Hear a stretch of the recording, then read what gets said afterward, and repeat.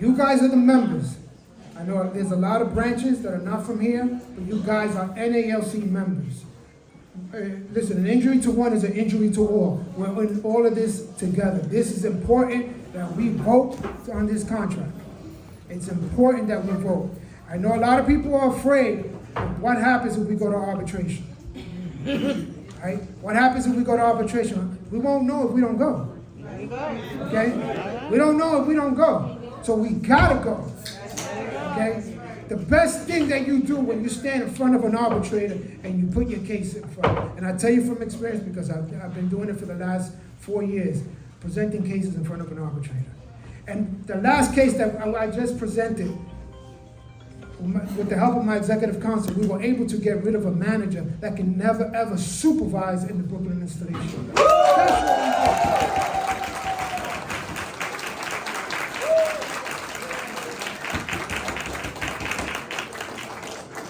You know what that is? That a manager can never supervise in an installation? It's a big deal. That's the stepping stone that we need. In the 1970s, our carriers went on strike. That's because they didn't have collective bargaining. Now we have collective bargaining. And unfortunately, we can't go on strike. But let me tell you something. In 2020, I was accused of sanctioning a strike. For 369 days, I stood next to my membership. I'll do it again. So let's go.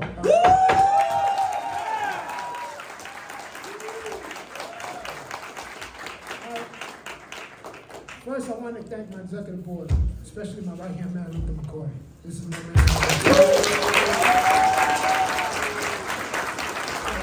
We're going to go through parts of the contract. We're going to explain to you. Again, we're going to explain to you the pros and cons, and we'll take it from there. Luther McCoy. Thank you, John. Give him a hand. Give him a hand.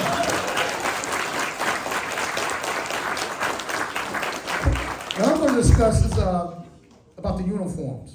It's going to read a little excerpt of it, and then we're going to take it from there. All letter carriers will receive allowances increase, and the amounts are indicated in the following dates. May 21st of 2025, we should get this 536 plus an additional 125 for the newly career eligible carriers. May 21st of 2026 is $549 plus an additional $128. The newly eligible credit may be used only once, but the current procedures for employees transferring from one allowance category to another, for example, CCAs to career carrier, will be continued.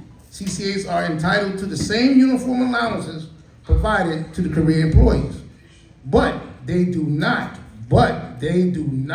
receive the additional amount for the newly eligible until they are converted to career status.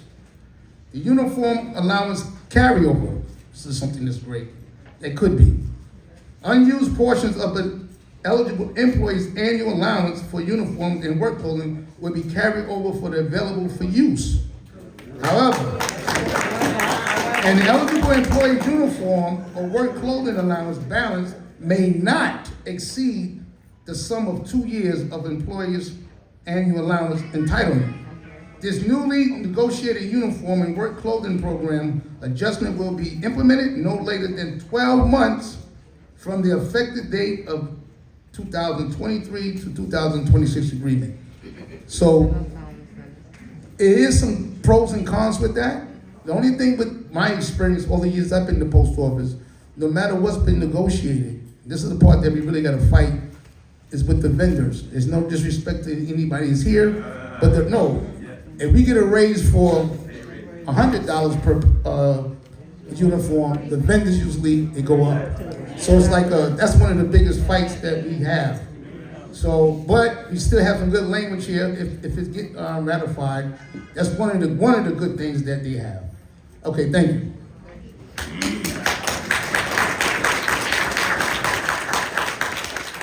One of the main problems that we have with uniforms is the pricing of the gouging. That's the biggest price. A pair of pants costs you $108. So again, this is not the uniform vendors. There's one single source, and they call boys, and they control the whole industry. They control 80% of the industry, and they got other companies that are under them. So that's the way they do it. Hopefully, well, if we don't ratify this contract and we go to arbitration, we could get more money for our letter carriers, and that's what we need. That's what we need, more money for our letter carriers so they can have uniforms. How many times we walk around, we see carriers, it takes a carrier 5 to 6 years to get a full uniform.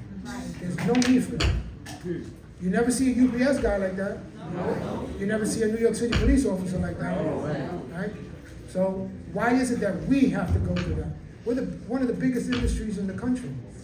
Besides the military, we're one of the biggest industries in the country. We need more money for our letter carriers for their uniforms so they can have a uniform. That's one of the main problems. So that's why, okay, he negotiates that, you can add it on for 2 years. So what does that mean? It's still the same amount of money. It's bad enough we already have problems with these supervisors that don't even want to give us our vouchers. When you go to them, you say, where's my voucher? Oh, I don't know. Oh, I don't know how to do it. Okay? That's the problem, one of the main problems that has to be fixed. And it's not in this contract. Nowhere in this contract it says about the uniform allowance. All right. Eddie? Yeah. All right. Secretary Treasurer, Eddie Piñera.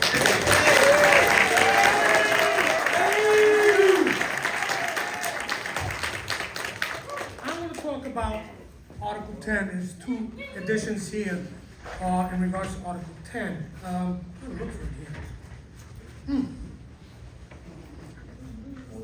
Okay, one of them is the bereavement. They now include grandchildren. When your grandchildren passed away, that's included. Does that make a big difference? No. Okay. The other thing that they have is the carryover monetary or the carryover of your annual leave. They're saying that you can cash in 40 hours of your annual leave in this new contract. Okay, but there's 2 caveats. And the 2 caveats are that you have to be maxed out, which is what, 520 now? Right now it's 520. So you gotta have 520 hours of annual leave to cash out on 40 hours, right? The second caveat is that you can't use no more than 75 hours of sick leave. So if you use 76 and you got that, it's useless. They have this in this contract. There should not be any caveat. If you need the money in December, then you should be getting the 40 hours or the 80 hours. Here, there's 2 caveats. You're stuck. How many people here have not used 75 hours of sick leave? Not too many people, right? How many people have 520 hours of annual leave? Huh? Not too many people. Okay, so those are the 2 caveats. The second thing is time limitations. Now, when you're sick, okay, and they're telling you that you're going to get administrative leave, it doesn't tell you how many hours of administrative leave. If you're going to donate a bone marrow, stem cell, platelets, or an organ. Now, you're going to get administrative leave if you donate, okay? So let's just say Gregory Jones is donating his platelets or his kidneys to me, all right? But I don't get any of that because I'm a recipient. I'm going to read it now. See? As a recipient, you don't get that administrative leave. I'll read it right now. Time limitations concerning bone marrow, stem cell, blood platelets, and organ donations. This new MOU defines the amount of administrative hours granted and time limitations applicable to bone marrow, stem cells, blood platelets, and organ donations for carriers and career employees. Career employees. Okay? Is the CCA a USPS employee? Yes. Yes. Are they a USPS employee? Yes, they are. Of course they are. So why should they be not included in this? Exactly. Maybe it's the 50 cents that you guys are gonna get. All right? With that, please vote no.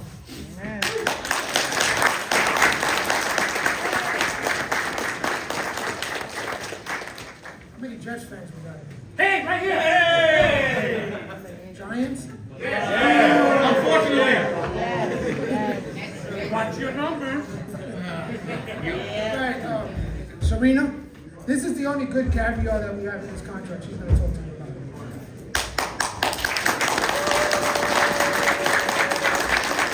Serena is the OWCP health benefit rep, and she has been doing an amazing job.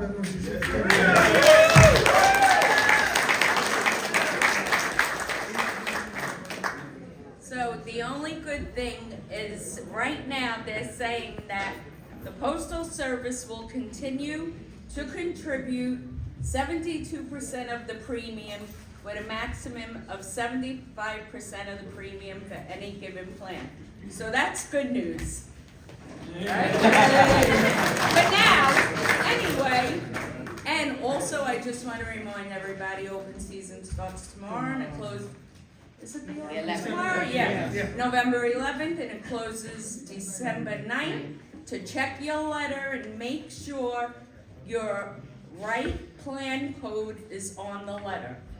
If not, go to Postal-Ease and put in for your right plan. That's all. Thank you.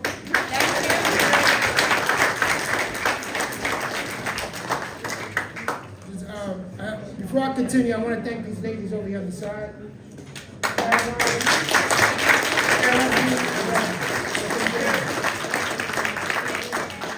I know this young lady a long time. We've been married 28 years. She's been dealing with me, so.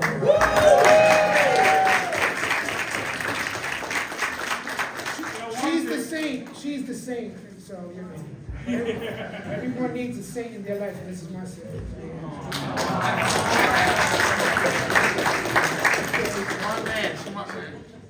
Richie Ray, second vice president.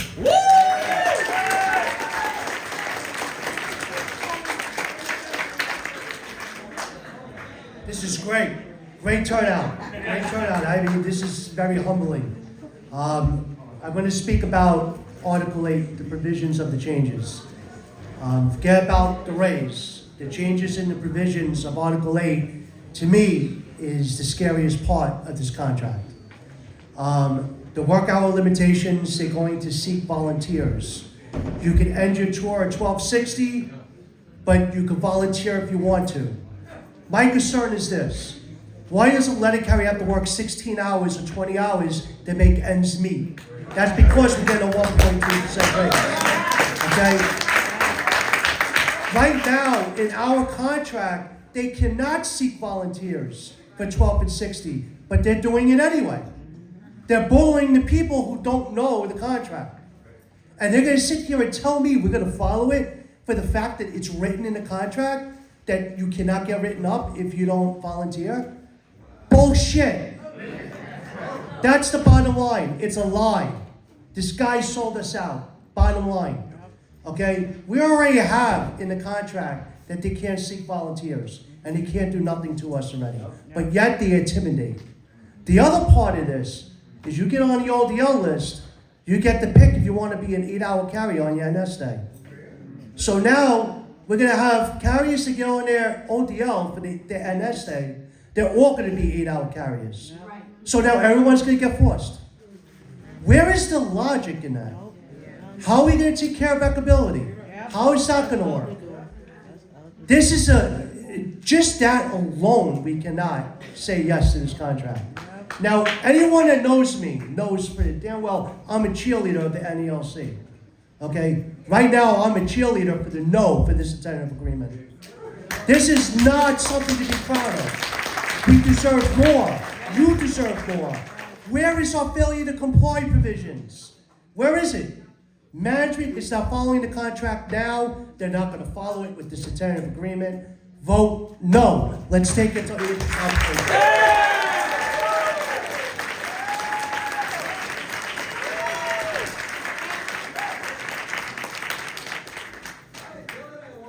That's why I call him Big Rich.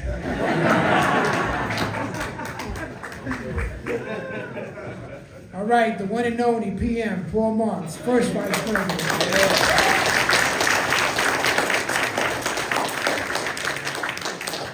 Afternoon, everybody. Why are we here today? Vote no. Right. No. Vote no to what? Right. The contract. I'm here to talk about Article 15. Okay. And the union, to enforce the contract, what do?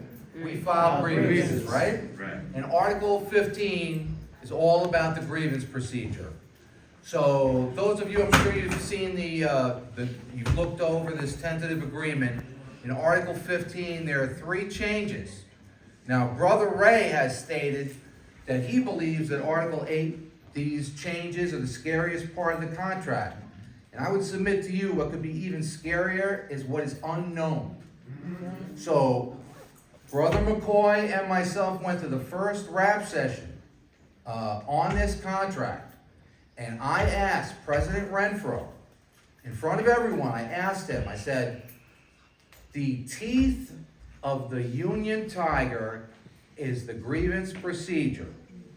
And I said that Article 15, the 3 changes, I'll touch on them briefly. But the second one is very vague. If you look at the end, it says that the current DRP memo is going to be eliminated. It's going to be replaced with a new DRP memo.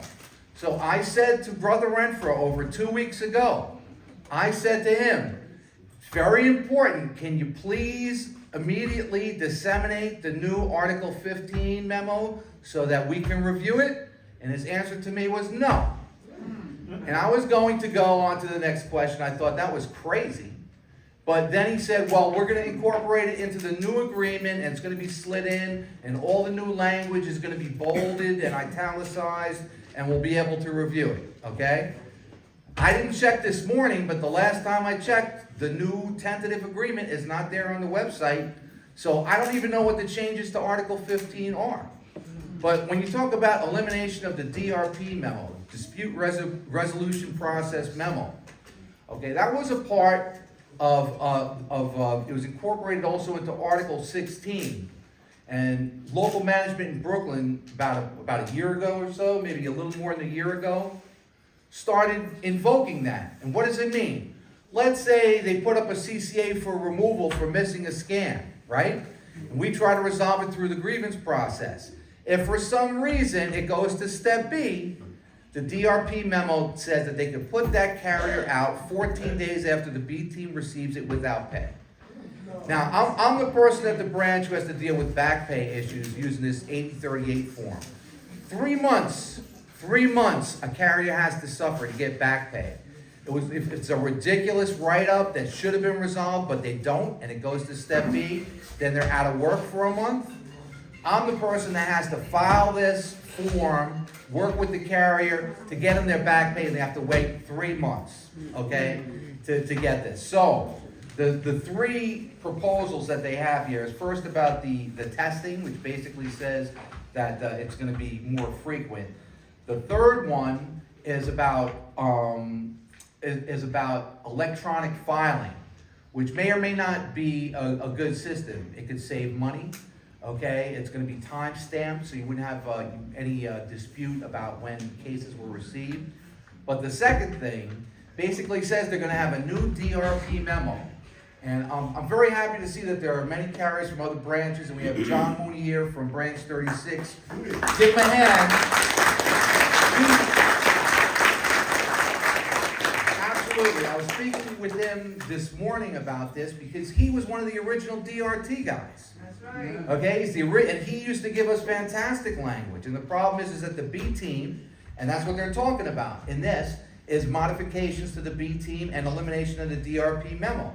So Mr. Mooney remembers when they went from step 1, 2, 3, went from that to this new thing with the step B team to try and handle grievances quicker and better. They had a whole Q&A and they had a whole memo. Well, apparently it's going to be eliminated, but replaced with what? Because right now we don't know. So because we don't know, we should vote no. Thank you.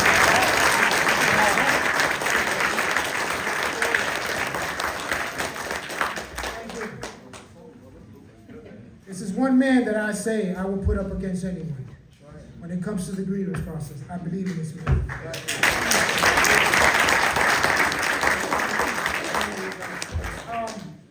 Before we go any further, let me just introduce a couple of people that are here in the crowd. I want to thank them for being here. John Mooney, Branch 36.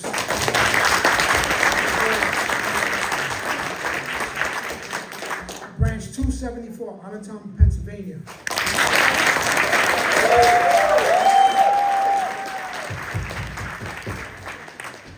Branches from Suffolk County, I think it's 6,000.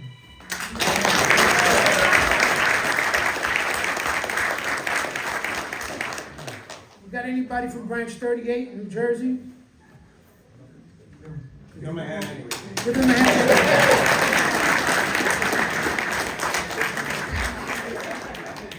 And then anybody else that I missed, thank you for coming here and thank you for being here. Thank you.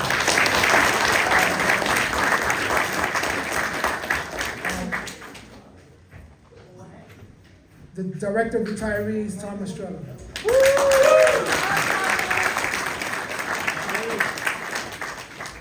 Good morning. This is some incredible turnout. This says a lot, guys. This says a lot about you guys. Had enough? Had enough. I know you've seen all the 1.3 stuff. I'm here to talk about the COLAs, the other half of these step increases. All right? There are 7 of them on this tentative agreement. The last 4 don't exist. They're projected. They could be 0, they could be 1,000. Don't buy into what he's telling you. What is it now? He's got the calculator on national site, giving you all kinds of BS about what you're going to be making. Maybe, maybe not. All right? So, that being said, there are other crafts in the Postal Service that get 100% COLAs at every step. So if you're on a job, full regular carrier, a regular clerk for a year or 30 years, you get 100% COLA. We do not. We do not. The only guys who get top step P is 100%. Step A, I think, is like 61, and it goes up from there. Everybody deals with inflation the same, right? Right? Isn't that ridiculous? Our national president doesn't feel that this is an issue. Come on, man. Really? They did away with that on us in 2011. Are we going to fix that? Are we even going to consider fixing that? Times are tough. And you guys did get through COVID and Sandy, right? 9/11. We kept this country supplied. Yes, 6-digit salaries killed a lot of people.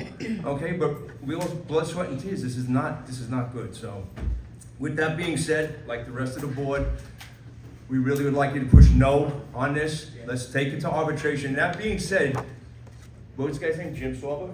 Jim Sorba came to the rap session in DC. He's the guy for decades been handling national arbitration for us. All right? He sold us a speech that was really incredible. I'm sure Brian Renfroe was not happy with it. He's got his expert witnesses ready. He's ready to go to fight for us for everything. How much worse can this contract get? Besides 1.3, besides percentages on COLA, okay, these Article 8s, the Article 15s, this is opening the door. The next contract right now will be another 1.5 years. Imagine what he's gonna do to us then. If all of these things pass, we're not getting it back. So vote no, let's send it to arbitration. All right, guys, thank you so much for coming in.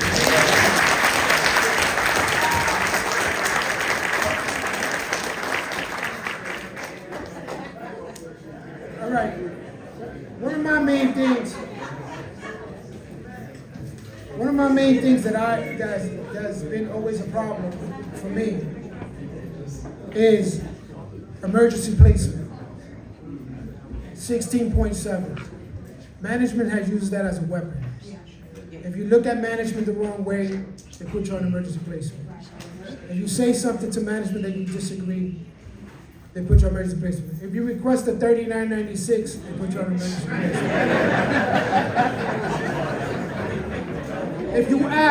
If you just ask a simple question, they put you on emergency placement.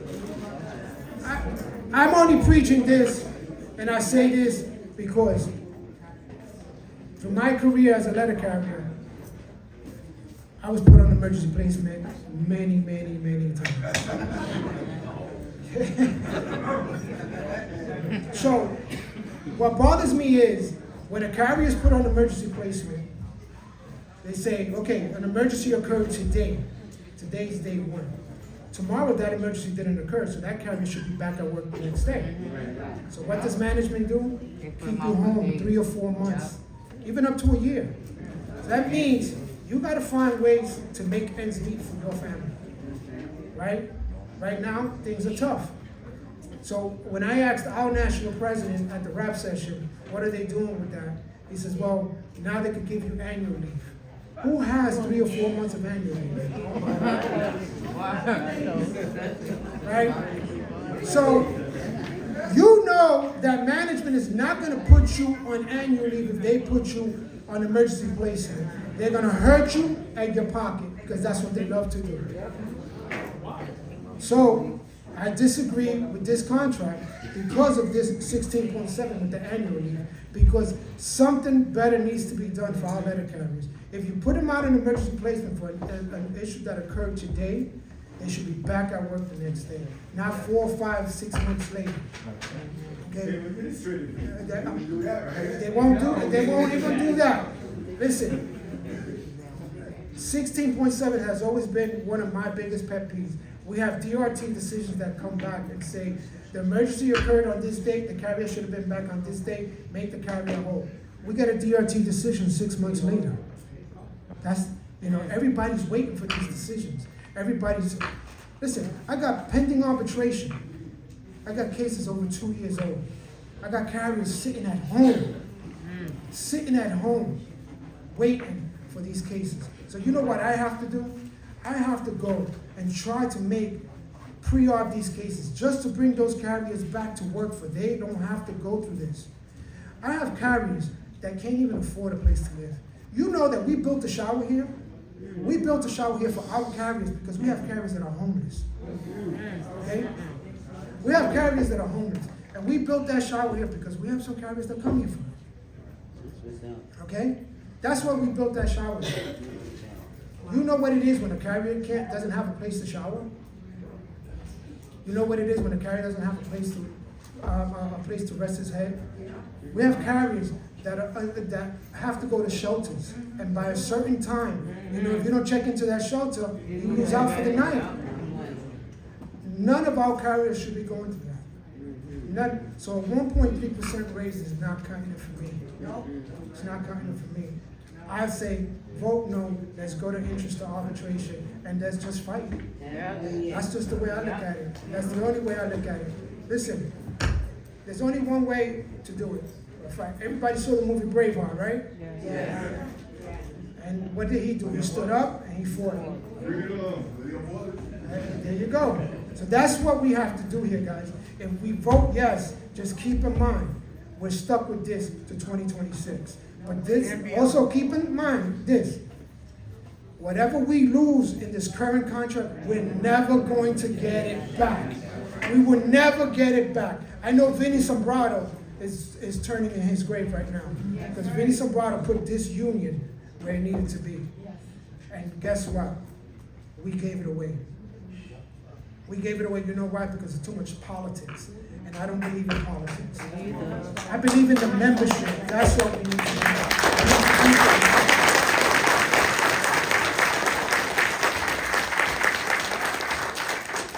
There's going to be a change coming.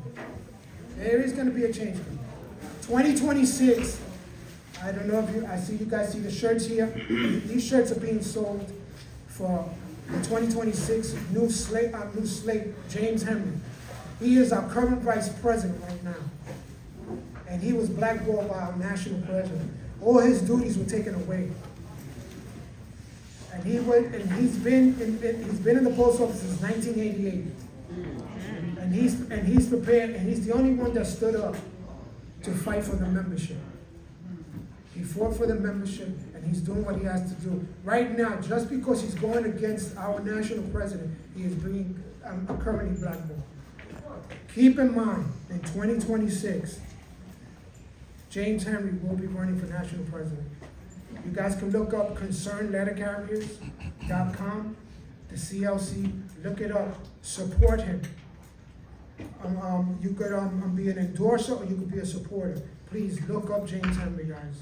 He is our future. And I believe in him. I believe in him. Trust me, when I tell you I believe in this man is the most humblest man there is. But one thing that he does, he fights for the membership. He has the most arbitration cases in national under his belt. The most. And his percent winning rate is at 95%. And that's what we need. Okay? That's the man that we need. He was the original dispute resolution process. He was the pilot when it first started. And he's been around since 1988, and this is the man that we need to support. Marine Corps. And he's also a Marine Corps. So, all right, anybody, you guys got any questions? All right, hold on. Before we go to the Q&A, I just want to add, when me and Mr. Paul Marks went to Houston, I stood in front of the president and I asked him one question. And I said to him, I asked him, did the board voted on this tentative agreement or just yourself? So he looked at me and says, well, brother, he quoted the Constitution to me. He said that I have all power in my hands. And I said, well, you know, we're a democracy. I said, how can you just, the board was scared to even speak. Only 2 of them got up and spoke, but make the long story short, he showed us that he did not even bounce it off his board. It was about him. So after I said that, he caught me after the meeting. He pulled me to the side and he says, because I told him before, I've been here 40 years, you never even recognized me. You passed me like you never even know me until I asked him that question. So after the meeting, he brought me outside and he says, well, I didn't want to disclose that in front of everyone there, but it was only 2 or 3 of them was really against me. They knew about it. But then me, being who I am, those who know me, I caught each and every one of them by themselves. I caught them in the bathroom. That's the best place to catch them. I caught them in the bathroom. And no, I'm serious. And their answer was, I don't know if they scared of him. Their answer was, we tried to talk to him, but he wouldn't listen.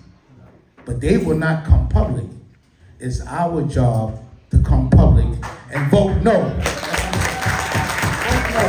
They was afraid, but we're not afraid. We are the foot soldiers.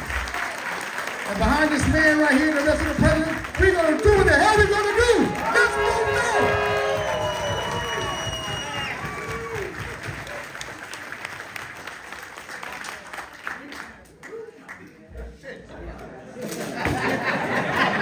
That's a hype man right there, man. All right, guys. So, the mic is over there if you guys want to pass it around. Anybody has any questions? I can speak loud. Oh, God. When you talk about the 16.7, I was out for 8 weeks. No pay. I went to John Cruz after I needed help. Nobody, he's the only one who stand beside me and help me to make sure I got my job back. Every day.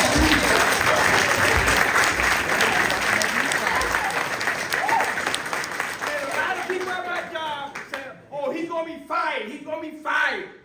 Luther McCoy came in and sat down with them, talked to them. But I had those 2 behind my back, and I got tears in my eyes to this day that they was here for me. That's right, Dad.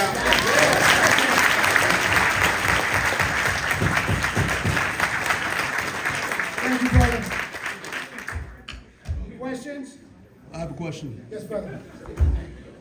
Okay, so if this is what we got after 200 days of negotiation, 500. hold on. What was management's first offer? I'm going to tell you what the management's What did he first- negotiate? You know what was management's first offer? He said to us in Washington, management didn't offer us nothing. Nothing. So the question to him was, what did you offer? And this is what he offered. There you go. So this was his negotiation on his own, like Brother Luther McCoy said. He did this on his own. He did this on his own. This contract, this tentative agreement is for management. This is not for the letter carriers. This is for management. And I'm telling you, if we sign yes, guys, we're fucked. We're fucked. Sorry, guys.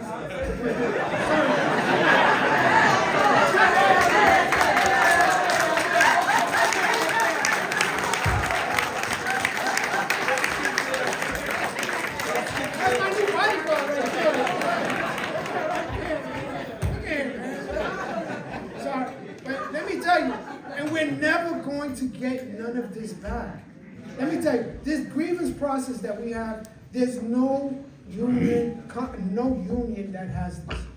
No union. My daughter used to work for $11.99. She was in the hospital, right? And when I got involved, because I know a little bit, so so I got involved and I questioned, and I read their contract, and what I saw in their contract, it was like, what? To this day, my daughter still haven't heard nothing from $11.99, and it's been over 2 years. She's already working in the post office, and she's a CCA.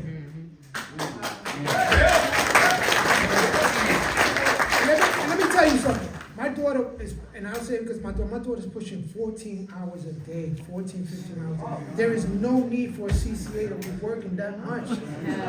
There's no need for no data carrier to be working that much. You're gonna tell me that the post office is broke, right? And kudos to the APWU. They did an amazing job on their contract. Starting salary for PSCs is going to be $27. Now, you're going to tell me that the post office is so broke. But meanwhile, you want to open up the 12 and 60 and say, you can work as many hours as you want. So there's money. There's money to be given. So give us the fair share that we deserve. Give us a fair share. So don't, our national president says there's no money, the post office is broke. But I remember, at the national convention, he said he was prepared to go to interest to arbitration, no matter what. 500 and plus days, this is what we get. Why didn't we go to interest arbitration when we needed to go to interest arbitration? That's just the way it is. Listen, you gotta roll the dice. If you don't, scare money don't make no money.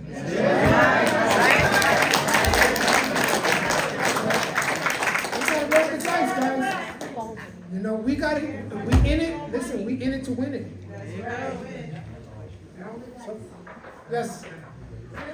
I need to know, when are we getting these in the mail to vote on it? Okay. How soon? And please, letter carriers, all of y'all when y'all go to your station, tell these carriers to make sure they deliver to the right house. I need to get mine so I can vote on it. I don't need my neighbor having it for like my whole kid.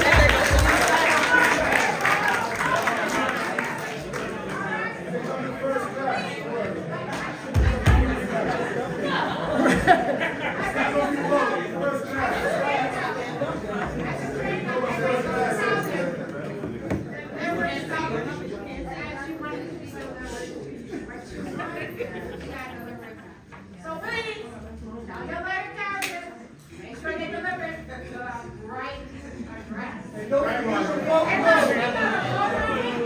send it back, so we need to make sure we get it.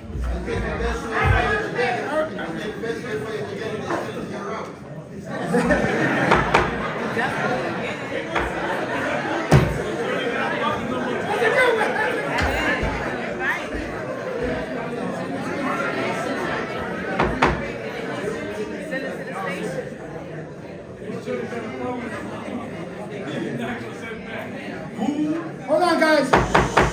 Who is on this board to count these votes? Okay. I'm gonna give you all right. So, let me answer the young lady, and then I got you next. All right. So, from what the information that I received, they're gonna start sending out the ballots December 1st. December 1st? Yes. So now what they do is they start at the West Coast because it's the furthest out. So they start from the West Coast and then they come down. Sometime in January they should be voting.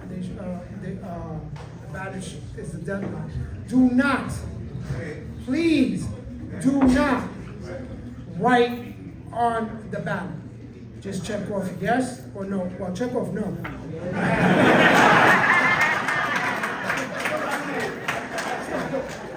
So just check it off, seal it, because they already said if you write anything on it, you put anything on, they're gonna discard it. They're not gonna count it. Now, they did put a name out of some gentleman from Midwest that is gonna be the head of the ballot, the committee, and they're supposed to put 15 other people. They don't have the full list of the people yet.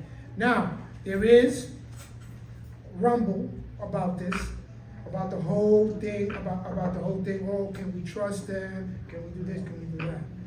Now, I am hearing that there is gonna be people that are, individuals that are gonna be there that are not part of it, just to make sure things are getting done. So, let's have faith, and let's pray to the great Lord up above that we get by. All right? Huh?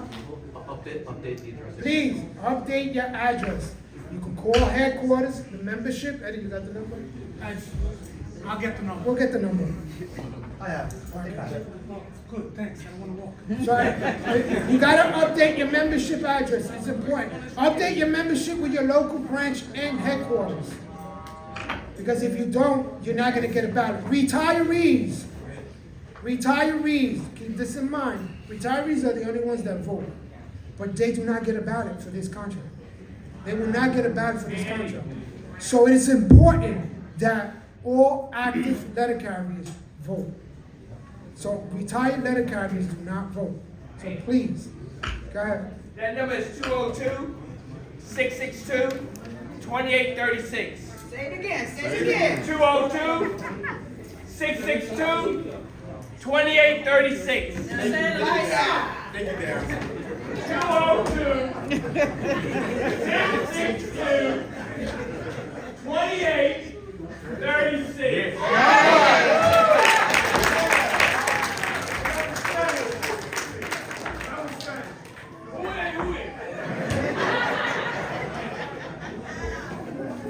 Any other questions, guys? Our shop steward is encourage all carriers in my station to write down on the note, elimination of the table A, right, the first table, whatever the CCA is. So you say there's, to write nothing on it?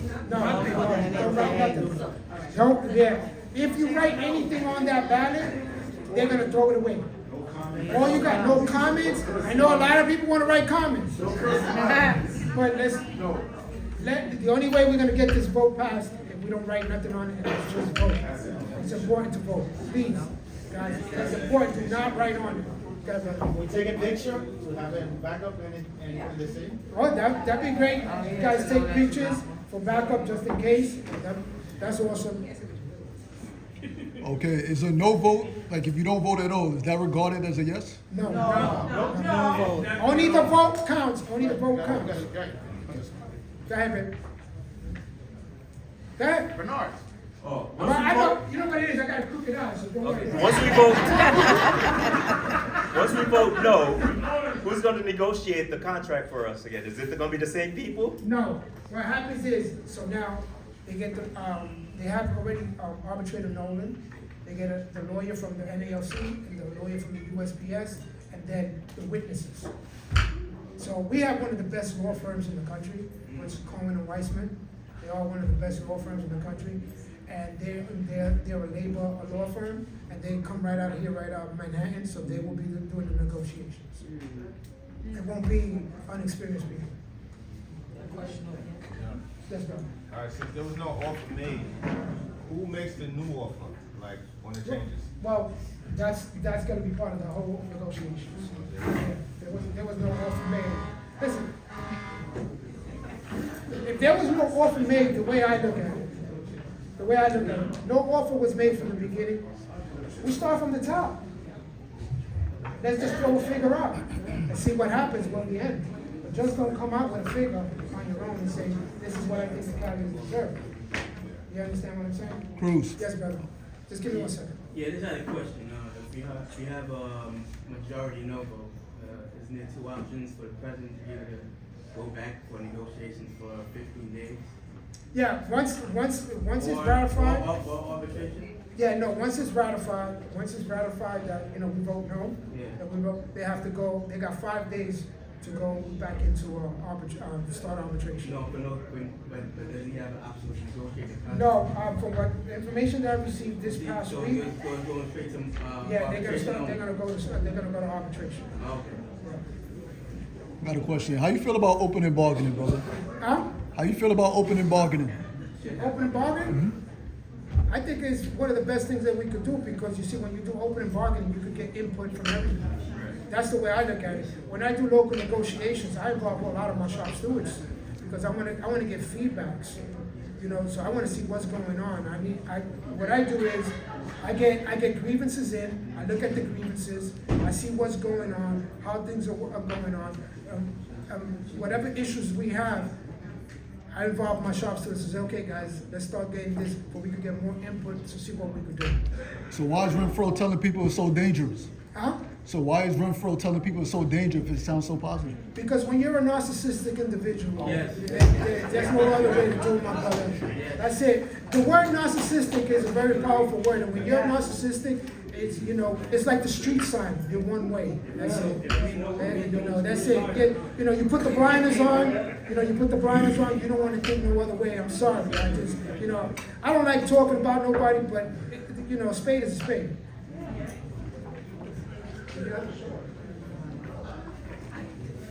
Hi, everybody. My name is Tammy Vega from Branch 36. I'm a proud letter carrier.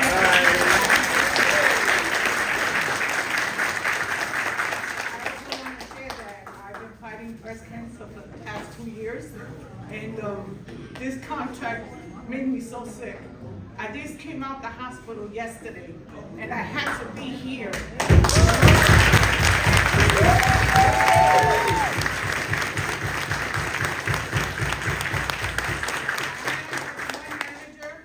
I was sick in my bed. I just had surgery. They mailed me a notice of removal. And thank God I have a good shop steward. I'm a shop steward, OJI, I'm everything. I wear whatever hat you want me to wear. I'm proud to say I'm a carrier for 25 years. And I thank you, Mr. Cruz, because we met a long time ago. Yes, we did. And I'm proud to say that this contract not only spits in our face, but pisses in our pants. Because unfortunately, I can't live by this. I've been out of work for 2 years with no pay. But I still gotta pay my union dues, because guess what? If I don't pay my union dues, I get kicked the F out, right? So thank you for accepting me here. Thank you for hearing my voice. And you got my back 100%, and I know you got my back 100%.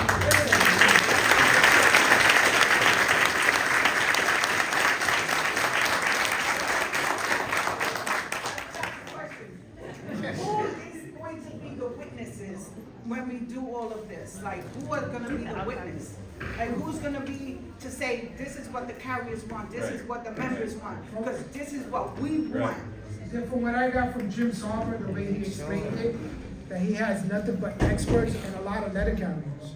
There is a lot of expert letter carriers that he's gonna have on there. He has, there was a lot of different people, I can't remember off the top of my, what else? He has a board of economists Yes, that could contradict everything that the Postal Service issues. These guys are top-notch in their industry, and he has them on our side. John, I think he's got carriers from each region too. yes, and carriers from different regions, so there's 15 regions. So, you know, right now, the you know, I hate to say it, the ones that suffer are New York, California, Chicago, you know, the big cities we're the ones that are suffering. You know, Angelo Mangano, for anyone who knows who Angelo Mangano is.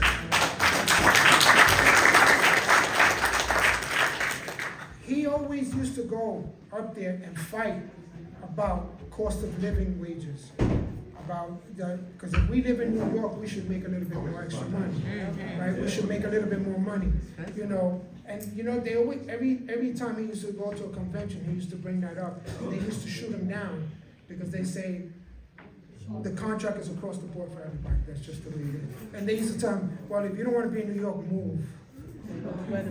This is the way, you know. That was a great man, and he always believed in the membership, and he fought for us many years. So, you know, now it's being shown. Now, who's fighting for this cost of living adjustment, you know, for the different regions to make more money? Boston is fighting for it now. Boston is fighting for it. They want it. Well, you know, if it comes up again, I'm gonna support that. Because we live in New York. One bedroom apartment is $2,600 a month. you go to the groceries, a bag, you spend $100 on a bag. I remember I used to go get a shopping cart for $100. You know, and you gotta rob from Peter to give to Paul to try to survive right now. So, things are tough. And you know what? A lot of our letter carriers are on public assistance right now. Why should letter carriers be on public assistance? I can't even get that. You know? I can't get that.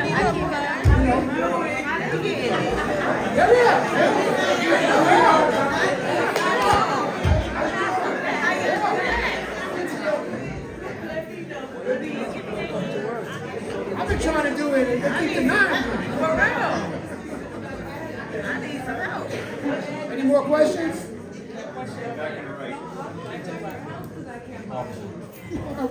Damien.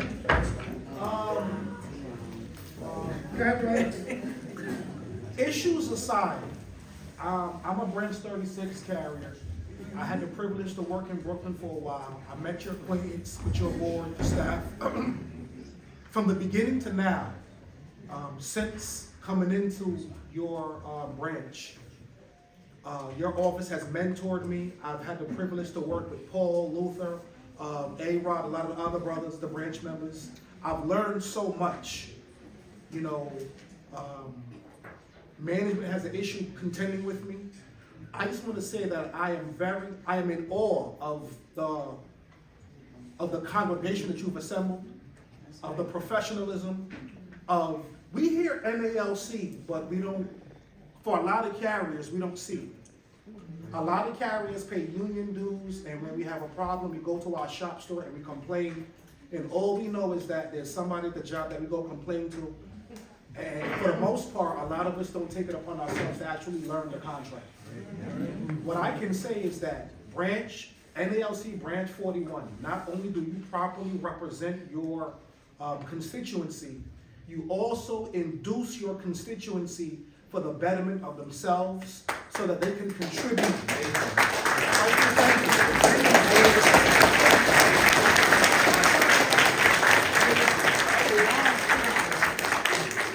Now, Brother Damien, thank you for those words, but just to give a little background.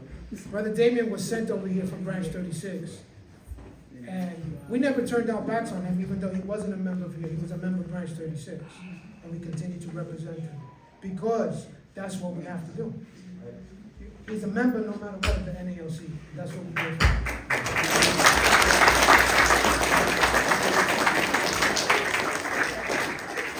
Any more questions?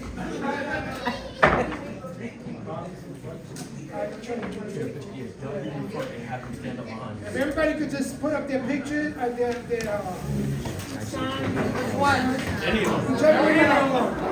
Hell no, we won't go.